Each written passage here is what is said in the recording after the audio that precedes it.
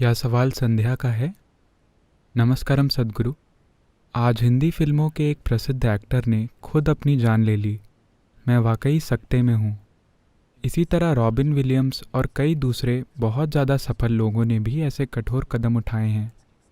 एक समाज के रूप में हम कहाँ गलती कर रहे हैं कि यहाँ तक कि सफल लोग भी इस तरह से अपनी जान ले रहे हैं।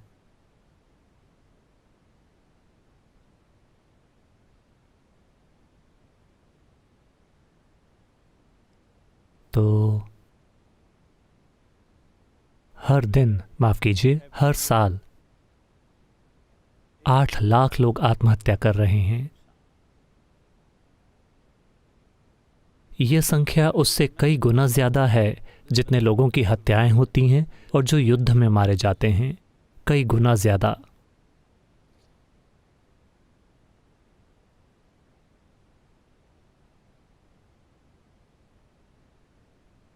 बात बस इतनी है कि मैं नहीं जानता कि ये एक्टर या एक्ट्रेस कौन है।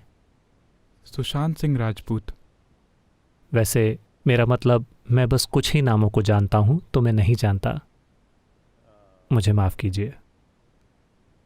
ये जो भी हैं, मेरा मतलब, मैं इस इंसान के बारे में कुछ नहीं कहना चाहता। ये अफसोस की बात है क्योंकि हम उनके जीवन के बारे में कुछ भी नहीं जानते। लेकिन ये क्यों हो रहा है कि मेरे ख्याल से जब हर साल 8 लाख लोग मर रहे हैं तो मैं इसे एक विशाल घटना कह सकता हूँ। इसका मतलब है कि हर 40 सेकंड पर, लगभग हर 40 सेकंड पर एक इंसान आत्महत्या कर रहा है।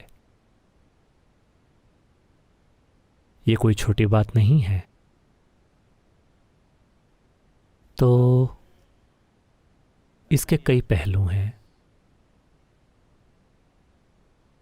अगर आप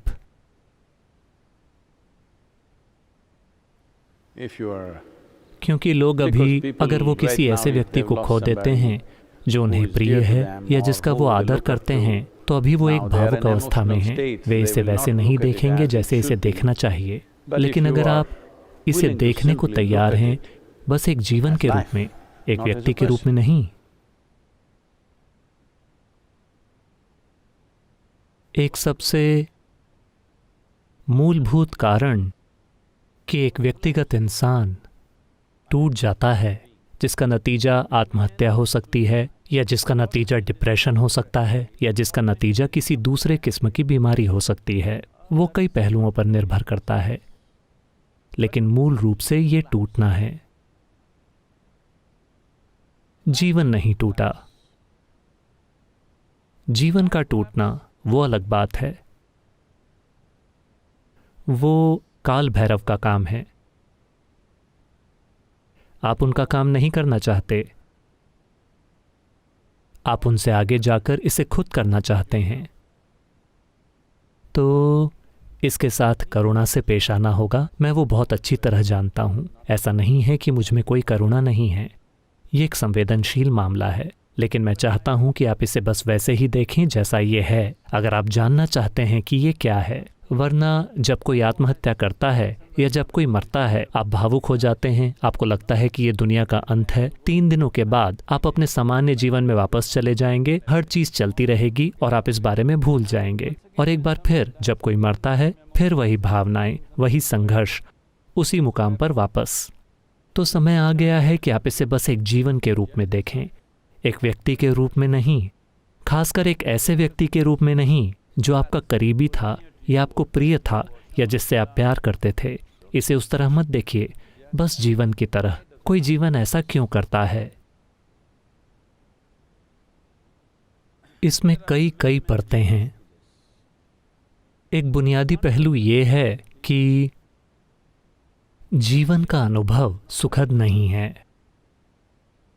क्योंकि अभी हमारे जीवन के अनुभव को किसी और चीज का बंदी बना दिया गया है। दुनिया में सफलता का बंदी, या पैसों का, दौलत का, रिश्तों का, बहुत सी चीज़ों का, इतनी सारी चीज़ों का बंदी बना दिया गया है। अगर बाजार गिर जाता है तो लोग आत्महत्या कर लेंगे। अगर एक लव अफेयर टूट जाता है तो कोई आत्महत्या कर लेगा, अगर वो अपनी दौलत खो देते हैं तो वो आत्महत्या कर लेंगे, क्योंकि जिसे आप इंसान कहते हैं वो दुर्भाग्य से इन सब चीज़ों का एक कोलाज है। मेरा पैसा, मेरा घर, मेरा परिवार, मेरे रिश्ते, मेरी जॉब और मेरा ओहदा, मेरी शोहरत, मेरा नाम, इन सब का कोलाज। तो इसका मतलब कोलाज यानी कुछ टुकड़ों को हल्के से साथ में रखा गया है। ये किसी भी समय बिखर सकता है। अगर उस तस्वीर के एक हिस्से को कोई जला देता है तो ये टूटकर बिखर जाएगा। तो मैं जानता हूं कि कई सारे सवाल उठेंगे। थोड़े समय में मैं सभी पहलुओं पर बात नहीं कर पाऊंगा। मेरे ख्याल से हमने डेथ बुक में इस पर चर्चा की है, विस्तार की उस हद तक जहां मैं लोगों को अपना दुश्मन न बना लूं। हाँ, क्योंकि ज्यादातर मानवता जीवन को आंख से आंख मिलाकर देखने को तैयार नहीं है। उन्हें ड्रामा चाहिए। तो जिस हद तक इसे एक सार्वजनिक मंच पर प्रस्तुत करना संभव है, हम उस किताब में उस हद तक और उससे थोड़ा आगे गए हैं, आत्महत्या और इन सारे पहलुओं के बारे में। बहुत सरल शब्दों में कहें तो जीवन है। जीवन यानी वो चीज़ें नहीं जो आपके जीवन में होती हैं। जीवन कोई ड्रामा नहीं है जो आपके आसपास चल रहा है। जीवन एक बुनियादी चीज़ है जो आपके भीतर घटित हो रही है। ये जीवन अपने ही कुछ खास सिद्धांतों और नियमों के आधार पर चलता है। और अब आपके चारों ओर एक दुनिया है, एक समाज है। ये अपने ही सिरफिरे सिद्धांतों पर चलता है जो तरल हैं और हर समय बदलते रहते हैं। आज अगर आप एक चीज करते हैं तो लोग तालियां बजाएंगे उसी चीज के लिए। 100 साल बाद वो आपकी बुराई करेंगे। अभी एक आंदोलन चल रहा है। ये सभी जातिवादी एक समय पर वो बहुत प्रसिद्ध थे, वो महान नेता थे। लोगों को लगा ये एक या दो लोग नहीं हैं। मैं चाहता हूं कि आप समझें, आज इसे इस तरह से बनाया जा रहा है कि एक आदमी जातिवादी था, एक इंसान जातिवादी नहीं था, पूरा समाज था। एक इंसान ने ज्यादा लोगों को मारा, ज्यादा लोगों को पकड़ा, ज्यादा लोगों को गुलाम बनाया, तो वो एक हीरो था, इसीलिए हमने उसकी मूर्ति लगाई। उस समाज में वो एक महान हीरो था, क्योंकि एक जातिवादी का मतलब है कि वो किसी एक के खिलाफ है लेकिन किसी दूसरे की सेवा करता है। अगर मैं आपको लूटता हूं और उसे इस इंसान को देता हूं तो ये इंसान खुश है, वो सोचता है कि मैं एक शानदार आदमी हूं। उसे रॉबिन हुड कहा जाता है। तो जब लोगों ने जाकर दूसरे देशों से दौलत चुराई तो उनके देश के लोगों ने तालियां बजाईं और कहा कि ये शानदार बात है। वो काफ़ी नहीं था उनकी दौलत चुराना, तो हम लोगों को भी चुरा कर ले आए। लोगों ने कहा ये बहुत बढ़िया है, ये लोग मुफ्त में काम करेंगे। लोगों ने कहा ये बढ़िया है। कृपया समझिए, वो एक अकेला आदमी नहीं था, एक अकेला गुलामों का व्यापारी। पूरे के पूरे समाज ने गुलामी के फ़ायदों का लाभ उठाया, इसमें कोई सवाल ही नहीं है। हम उससे बच नहीं सकते। तो उसी तरह से एक समाज में, किसी भी समाज में, ये किसी एक खास इंसान या किसी खास समाज के बारे में कमेंट्री नहीं है। हर समाज में ऐसा कुछ होता है। कुछ बिल्कुल असहनीय स्तर पर हैं, दूसरे संभालने लायक स्तर पर हैं, लेकिन हर समाज में ऐसा कुछ न कुछ है। मेरे साथ ऐसा बहुत छोटी उम्र में हुआ, जब मैं शायद 10-11 साल का था। 11 साढ़े 11 की उम्र तक मैं जीवन को इस नज़रिए से देखने लगा कि क्या न्याय है, क्या अन्याय है। मैंने पाया कि मेरे पिता बहुत अन्यायी हैं, मैंने पाया कि मेरी माँ बहुत अन्यायी हैं, मैंने पाया कि मेरी बहनें और मेरा भाई बहुत अन्यायी हैं, मैंने पाया कि राजनीतिक तंत्र बहुत अन्यायी है, मैंने पाया कि सामाजिक परिस्थिति बहुत अन्यायी है, मैंने देखा कि वैश्विक परिस्थिति बहुत अन्यायी है। मुझे हर चीज़ अन्याय जैसी लगी। जैसे जैसे मैंने हर चीज़ में अन्याय देखा, धीरे धीरे मैं गुस्सा गुस्सा गुस्सा गुस्सा होता चला गया। कोई अचरज नहीं कि संयोग से आज चे का जन्मदिन है। मैं उसके बारे में जाने बिना ही उसमें चला गया। तो चे गेवारा एक बड़ी प्रेरणा बन गए। मैं हथियारबंद संघर्ष में शामिल होना चाहता हूं क्योंकि मैं सारे अन्यायी लोगों को मारना चाहता हूं। आप उन सारे लोगों को मारना चाहते हैं जो दुनिया में अन्याय फैला रहे हैं। यही सुब्रमण्यम या कार्तिकेय ने किया। वो हजारों लोगों की हत्या करते चले गए। जहां भी उन्हें अन्याय दिखा, हत्या हत्या हत्या। फिर उन्हें एहसास हुआ कि अगर आप इस तरीके से चलते हैं तो आपको पूरी दुनिया की हत्या करनी होगी, क्योंकि हर चीज में थोड़ा बहुत अन्याय है। मैं आश्रम के अंदर भी बहुत से लोग शिकायत कर रहे हैं कि इस जगह पर कितना अन्याय होता है। हाँ, मुझे हर तरह की कमेंट्री मिलती है, कैसे मैं अन्यायी हूं। क्योंकि परफेक्ट न्याय जैसी कोई चीज नहीं होती जो हर किसी को खुश कर दे। ये संभव ही नहीं है। आप चाहे जैसे भी करें, परिवार के अंदर अगर आपके 2 बच्चे हैं, एक बच्चे को महसूस होगा कि उसके प्रति अन्याय हो रहा है, क्योंकि जब आपने आम को काटा तो एक टुकड़ा दूसरे से बड़ा था। हाँ, ये ऐसा ही है। तो जब आप एक कोलाज हैं, कोई टुकड़ा गिर जाता है और कभी कभी उस टुकड़े के बिना आप थोड़ा, क्या कहें, रोएंगे और गाएंगे, क्योंकि इन सारी चीज़ों को रोमांटिक बना दिया गया है। जब कोई बड़े दुख से रोते हुए गाता है तो उसे एक बहुत सुंदर गाना और एक शानदार सीन माना जाता है। हेलो, आप दूसरे लोगों के रोने का आनंद लेते हैं, है ना? आप दूसरों के दुखी होने का आनंद लेते हैं। आप फिल्म देखने गए और वो रोए और उनका जीवन एक तबाही था, आप भी रोए और फिर आपने बाहर आकर कहा कितनी शानदार फिल्म है। नहीं, मैं कला के प्रकार पर कोई टिप्पणी नहीं कर रहा, लेकिन मैं कह रहा हूं कि आप दूसरों के दुख का आनंद लेते हैं जब तक कि वो आपको नहीं छूता। अगर वही चीज़ें आपके साथ होती हैं तो आप रोते हैं, मगर अब आंसुओं में वाकई कड़वाहट है। अब आंसुओं में तेजाब है, वो आपको जलाता है। वरना ये सब एक अच्छी चीज़ है।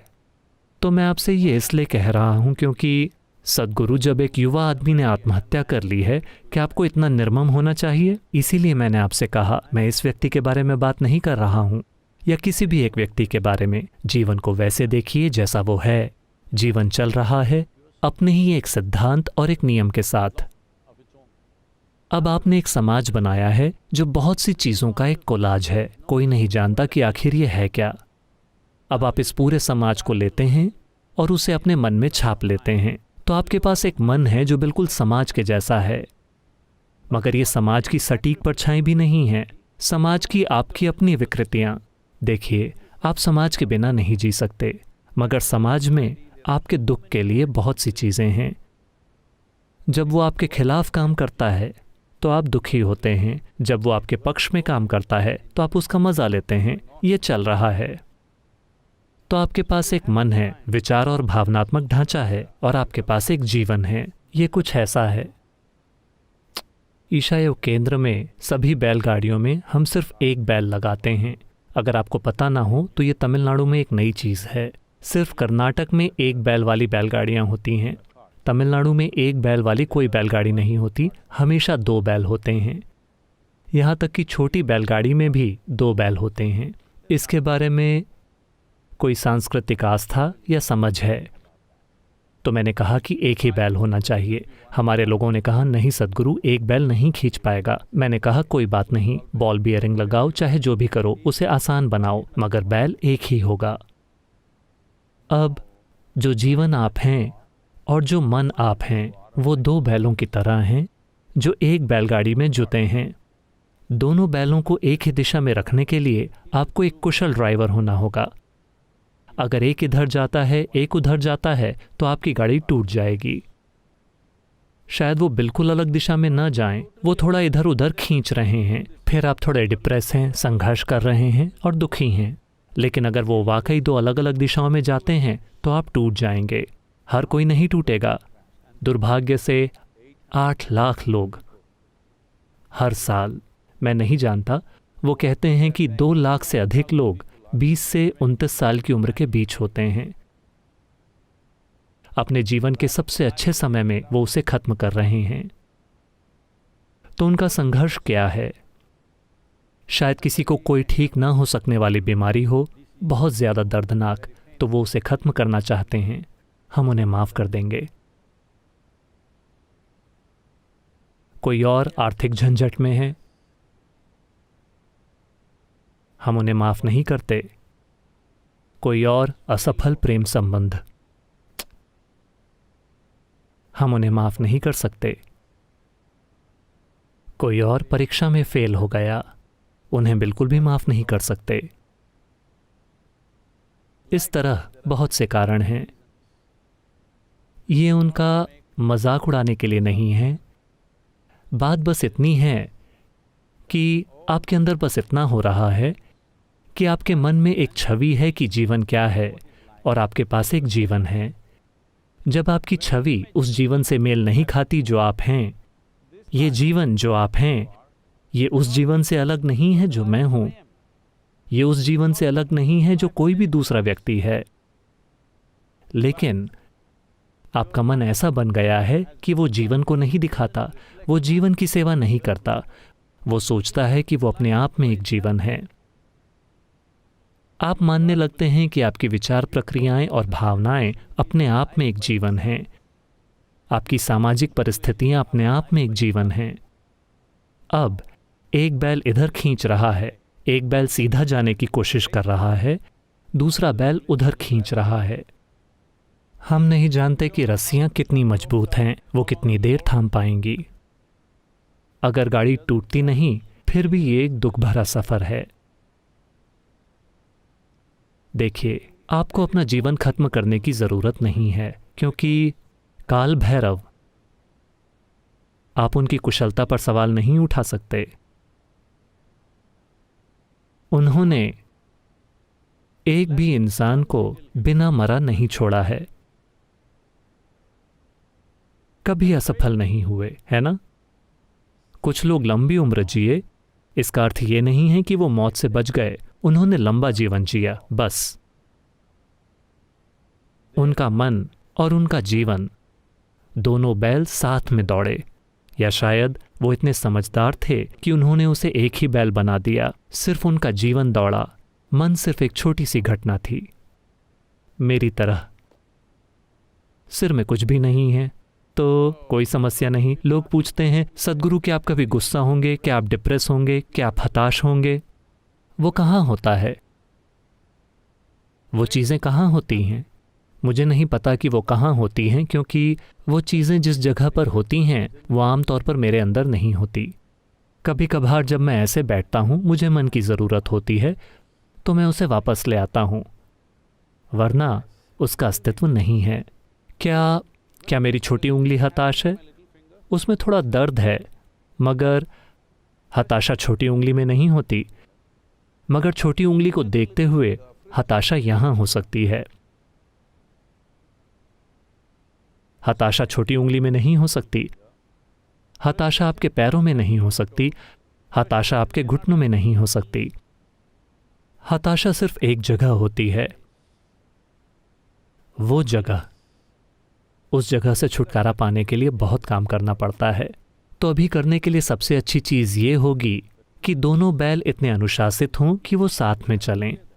आप ये कोशिश न करें कि जीवन मन के साथ चले, ऐसी कोई चीज़ नहीं होती। वो अपने आप चलता है, वो आपका भी नहीं है। उसे आप नहीं चला रहे, वो चल रहा है। ये सृष्टि है। आपका काम है दूसरे बैल को सही दिशा में रखना, जो पूरी तरह से आपका बैल है।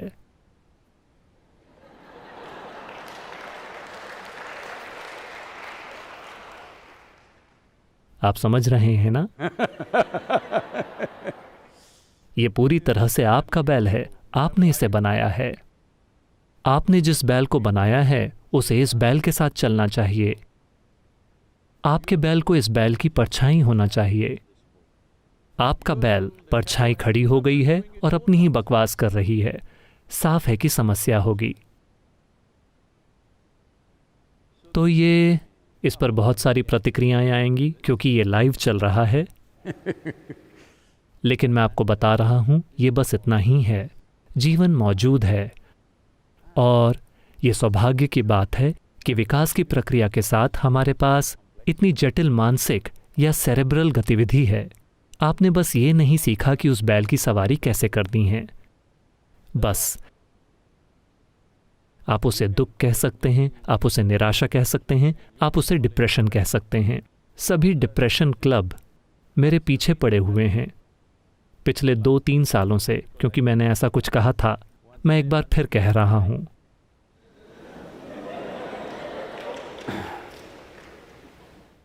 ये उनका अपमान करने के लिए नहीं है। ऐसा नहीं है कि मुझे उनसे कोई हमदर्दी नहीं है। ऐसा इसलिए है क्योंकि उसके परे एक रास्ता है। जब उसके परे एक रास्ता है, अगर आप उसे नहीं खोजते तो यह बहुत दुर्भाग्यपूर्ण है। नहीं सद्गुरु, क्या यह स्वाभाविक नहीं है कि जीवन में उतार और चढ़ाव और उतार और चढ़ाव हों? लोग तुरंत ही अपने दुख के इर्द गिर्द फिलॉसफी बना लेते हैं। नहीं, यह स्वाभाविक है। पहले 2 दिन मैं खुश था, अब पिछले 1 हफ्तों से मैं दुखी हूं। यह स्वाभाविक है। आखिरकार जब हमारी शादी हुई थी तब हम बहुत खुश थे। पिछले 15 सालों से हम दुखी हैं। कोई बात नहीं। मैं कह रहा हूं कि लोग अपने दुख के इर्द गिर्द फिलॉसफी बुन रहे हैं। कोई फिलॉसफी बुनने की जरूरत नहीं है अपने दुख या अपनी खुशी या अपने प्यार के आसपास, क्योंकि ये सभी वो चीज़ें हैं जो आप अपने विचारों और अपनी भावनाओं में पैदा करते हैं। किसी फिलॉसफी की कोई ज़रूरत नहीं है। किसी भी प्रकार की फिलॉसफी, व्याख्या या धर्म की कोई ज़रूरत नहीं है। या भगवान आपसे प्यार करते हैं या आप उनसे प्यार करते हैं, इनमें से किसी भी चीज़ की ज़रूरत नहीं है। अगर आपका बैल पूरी तरह से काबू में होता, बस इसी की ज़रूरत है। मन का बैल दौड़ लगा रहा है। अगर वो आपके काबू में होता तो आप इस बैल से अपने मकसद के लिए काम करवाते। अगर आपकी गाड़ी में 2 बैल लगे हैं तो दोनों बैलों का मकसद एक ही होना चाहिए। जैसे ही दोनों बैलों के इरादे अलग होंगे, फिर देखिए, मैं चाहता हूं कि आप समझें, ये जीवन जो आप हैं, ये अमीर बनने की नहीं सोच रहा है। ये मशहूर होने की नहीं सोच रहा है। ये इसके और उसके बारे में, ये या वो पाने के बारे में नहीं सोच रहा है। हाँ, ये चाहता है कि शरीर को अच्छा पोषण मिले। बस वो एक मूलभूत ज़रूरत है। अगर शरीर का मंच अच्छे से पोषित है तो जीवन रुकेगा, अगर नहीं तो वो चला जाएगा। लेकिन वो उसकी मांग भी नहीं करता।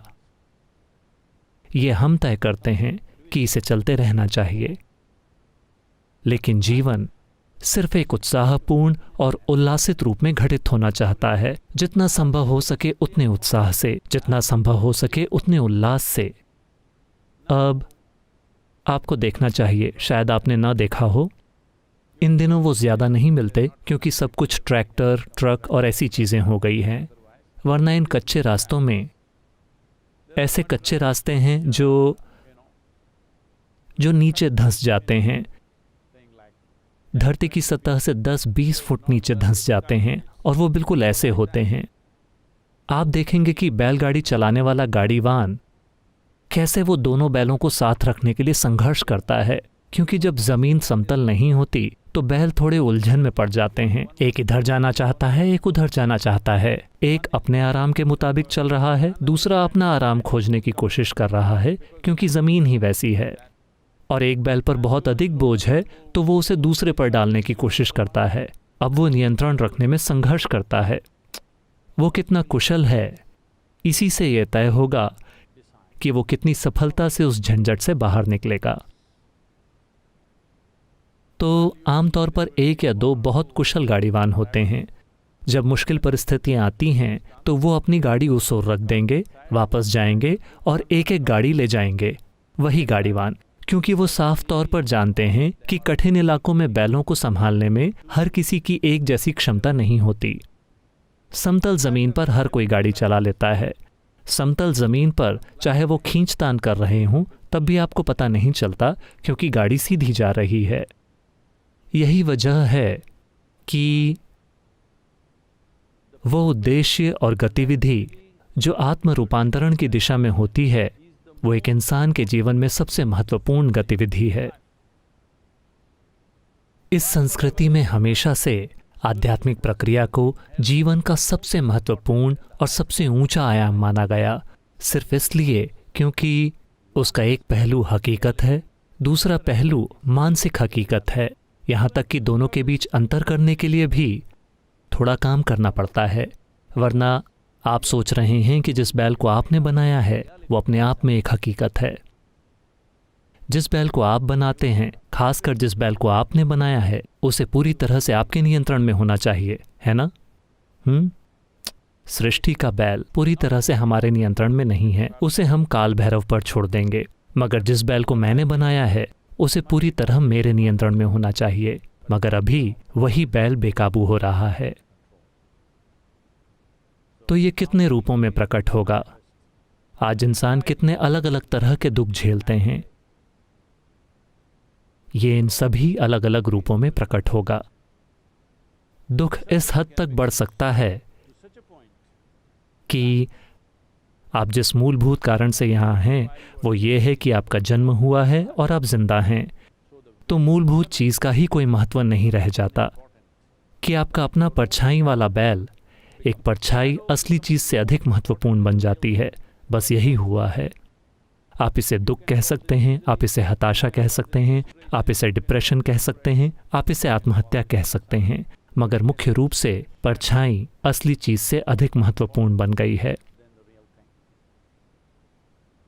तो यह युवक जो भी था ये बहुत दुर्भाग्यपूर्ण है, मगर 8 लाख से अधिक लोग हर साल अपने साथ ऐसा कर रहे हैं। हम बहुत गर्व नहीं कर सकते कि हमने एक महान समाज या सभ्यता बनाई है। अगर वास्तव में हमने एक महान सभ्यता बनाई है तो हर तरह के लोग, हर तरह के मजबूत, कमज़ोर, समर्थ, असमर्थ, हर किसी को कहीं ना कहीं जगह मिलनी चाहिए। हर किसी को कम से कम पता होना चाहिए कि अपने सीमित स्थान के भीतर शांत और खुश कैसे रहना है। ये सभ्यता है। अभी सभ्यता का हमारा विचार पिछले 1000 साल से ये रहा है कि कैसे दूसरे लोगों को मौत के घाट उतारा जाए, उनकी चीज़ें छीन ली जाएं और कहना कि हम सभ्य हैं। जब सभ्यता का आपका विचार ऐसा होता है तो आंतरिक रूप से कई चीज़ें चलती रहेंगी, क्योंकि आपने उस कोलाज में निवेश किया है जिसे आपने बनाया है। इस हद तक कि मैं ये नहीं कह रहा हूं कि हमारे पास एक सामाजिक ढांचा नहीं होना चाहिए या किसी भी समय पर समाज एक परफेक्ट कोलाज होगा। नहीं, ये कभी नहीं होगा। बात बस इतनी है कि आप अपने गुब्बारे को फुला सकते हैं। आपका बैल, आप उसे जितना चाहे उतना बड़ा बना सकते हैं, लेकिन जब आप नहीं चाहते तो आपको इसे सुलाने में सक्षम होना चाहिए। जब आप जो बनाते हैं आप सोचने लगते हैं कि यह हकीकत है, यह असली है। जब आप मानसिक प्रक्रिया को असलियत समझने की गलती करते हैं तो दुर्भाग्य से दुख अटल है। इस पल शायद मैं कभी नहीं समझ पाया। एक बच्चे के रूप में मैंने हमेशा सुना, मैं on top of the world महसूस कर रहा हूं। मैं सोचता था, क्या वो उत्तरी ध्रुव पर हैं? ये टॉप ऑफ द वर्ल्ड क्या है? उनका मतलब ये है कि अगर आप सभी इंसानों को एक ढेर में डाल देते हैं तो वो उन सब के ऊपर हैं। यही उनका मतलब है। उनका मतलब उत्तरी ध्रुव नहीं है। इसे समझने में मुझे कुछ समय लगा। जब भी लोगों ने कहा मैं on top of the world हूं, मैंने कल्पना की कि शायद वो उत्तरी ध्रुव पर नाच रहे हैं, क्योंकि बहुत कम उम्र से ही मैं भूगोल का शौकीन था।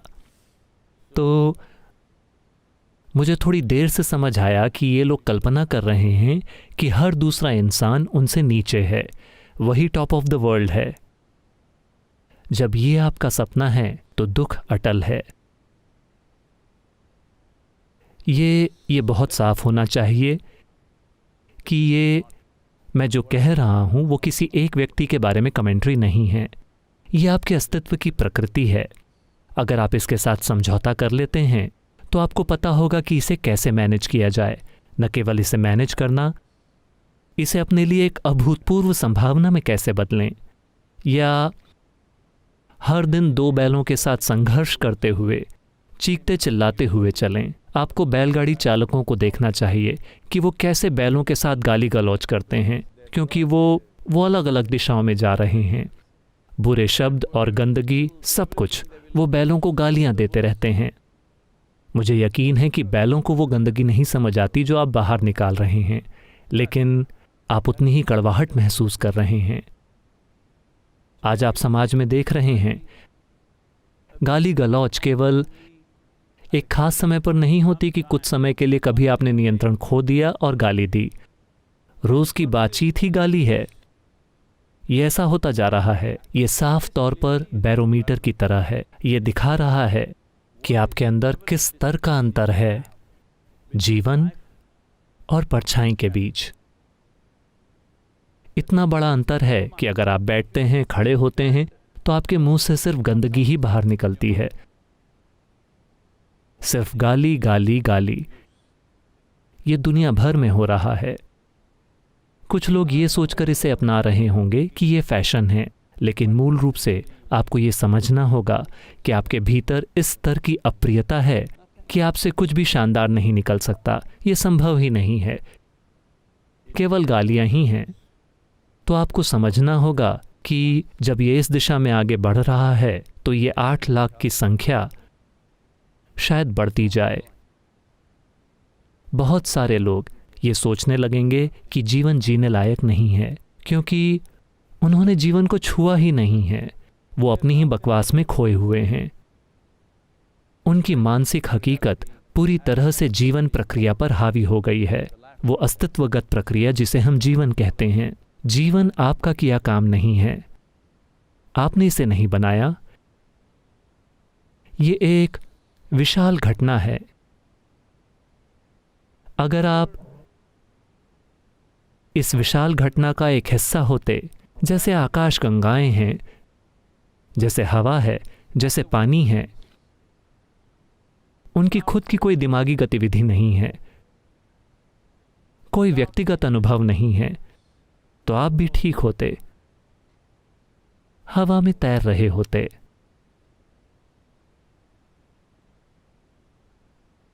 अस्तित्व ने आपको एक व्यक्तिगत अनुभव दिया, हालांकि आप कुछ भी नहीं हैं।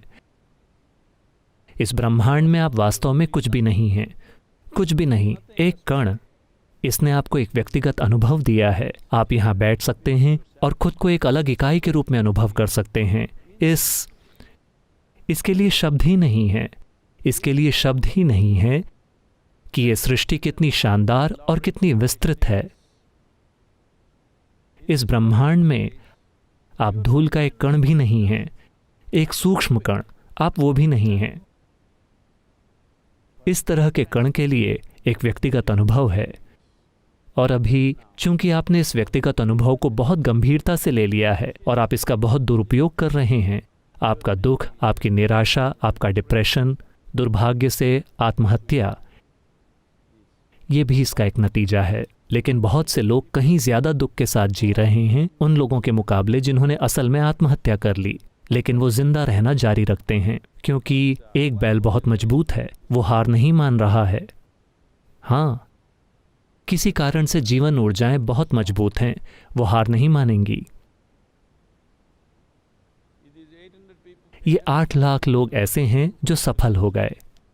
8 लाख लोगों के लिए मुझे यकीन है कि कम से कम 3 गुना या 4 गुना या 5 गुना लोग ऐसे होंगे, मुझे असली संख्या नहीं पता, जिन्होंने आत्महत्या की कोशिश की। असफल केस भी हैं, बहुत बड़ी संख्या में। तो ऐसा इसलिए क्योंकि जीवन मजबूत था और उसने हार नहीं मानी।